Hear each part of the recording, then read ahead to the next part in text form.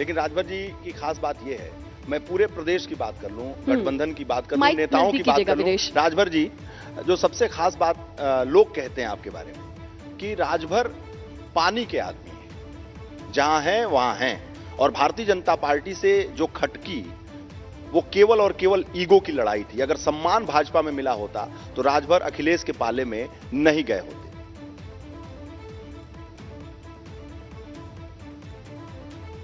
सुन लिया। आपको कैसा लग रहा है? नहीं, हम तो आपको हम भाई ने जो बात कहा 100% सही कहा। देखिए, हम एक सीट मांग रहे थे लोकसभा में कि एक सीट दे दो, सम्मान करना सीखो। सम्मान को लेके कई बार झगड़े हमारे अमित शाह जी से भी हो गए, दिल्ली हो गए, उन चीजों को लेके हमारे प्रधानमंत्री जी से भी विवाद हमारा हो गया दिल्ली में। तो कहें कि आप बहुत झगड़ालू, हम के नहीं, हम अपने हक के लिए लड़ते हैं, हम कोई मर मुकदमा के लिए नहीं लड़ रहे हैं, हम अपने हक के लिए कि आज जो इस प्रदेश में नाई, गोंड, पाल, प्रजापति, कुम्हार, राजभर, चौहान, बिंद, केवट, मल्ला, निषाद और दुल्हा, दुनिया, अंसारी, शेख, सैयद, पठान है, आर्य, अर्कबंसी, बंजारा, बहेलिया, ये सब जातियां आज भी विलुप्त हैं राजनीति में। इनको कैसे आगे ले आया जाए, इनको हिस्सेदारी कैसे मिले। बनारस की अगर हम बात करें 26 थाने हैं, आज तो सब लोग वोट मांग रहे हैं। आज बिंद के यहाँ जा रहे हैं, प्रजापति के यहाँ, पाल के यहाँ, चौहान के यहाँ, राजभर के यहाँ, सब लोग वोट मांग रहे हैं। नाई, गोंड, लोहार के यहाँ जा रहे हैं। लेकिन कोई ये नहीं कह रहा है कि 26 थाने में एक भी थाने पर नाई का, गोंड का, लोहार का, पाल का, प्रजापति का, राजभर का, चौहान का, बिंद का, केवट का, मल्ला का बेटा एक भी थाने पर दरोगा नहीं है। क्यों नहीं है?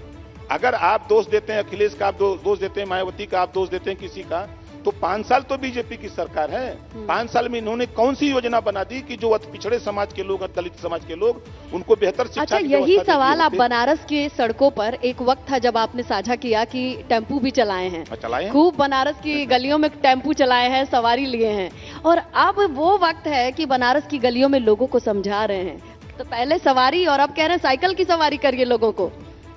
देखिए, कैसा के दौर है और किस तरीके से देखते हैं आप? नहीं, मैं तो आपसे कह रहा हूं कि शिक्षा पीरियड में किताब, उस समय का दौर था कि दूसरे की किताब लोग लेके, जो गरीब लोग थे वो पढ़ लेते थे, उसमें भी मैं 1 नंबर था। दूसरे की किताब लेके हाई स्कूल, इंटर तक पढ़ा, बीए तक भी दूसरे किताब से पढ़ा।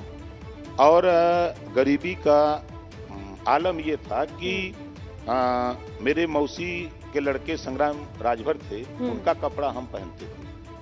अच्छा। ये गरीबी हमने झेला है। और आज तो शायद आपको भी नहीं पता होगा, महुआ का लाटा बनता था हमारे बनारस में। नहीं, हम लोग जानते हैं ना? जानते हैं पूर्वांचल। तो उस महुआ के लाटा को खा करके हम लोग, और लाटा, हाँ, तो हम लोग उसको खा करके जीवन यापन किए हैं, गरीबी को झेले हैं। और बनारस में जब माली हालत खराब हुई तो दिन में पड़ता था, रात को टेम्पू चलाया।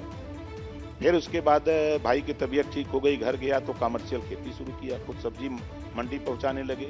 फिर वहां से लौटा तो फिर ये हुआ कि एक जीप खरीद लिया जाए। एक जीप खरीद के खुद मैं चलाया अपनी रोड पर, सिंधोरा, फूलपुर, सवारी ढोया। कभी हमने चोरी नहीं की, इतना तो मैंने कहा, चोरी नहीं की। मेरे माँ बाप ने सिखाया कि देखो, चोरी मत करना, ईमानदारी से, मेहनत से सब्जी घूम के बेच के जी खा लेना, लेकिन चोरी मत करना, गलत का रास्ते पे मत जाना। उसके बाद उसी बीच माननीय कांशीराम जी से शिक्षा पीरियड में भेंट हुई। उसी दौरान राजनीति जब उन्होंने बताया कि political power is the master की, तो हमारे समझ में आया कि ये चाबी को अपने हाथ में लेना चाहिए। तो मैं चाबी को लेने के लिए 14 साल मेहनत किया, भगवान राम की तरह। अब जाके आपके पास छड़ी है? तो नहीं, पॉलिटिकल चाबी।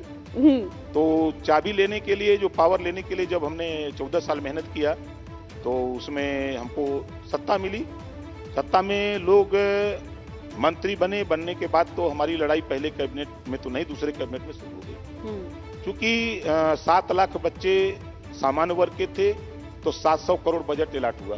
हमारे पास पिछड़ा वर्ग कल्याण विभाग था, विभाग का प्रेजेंटेशन था, और 25 लाख बच्चे पिछड़ी जाति के थे, इनको भी 700 करोड़ बजट मिला। वहीं हमारा झगड़ा योगी जी से शुरू हो गया।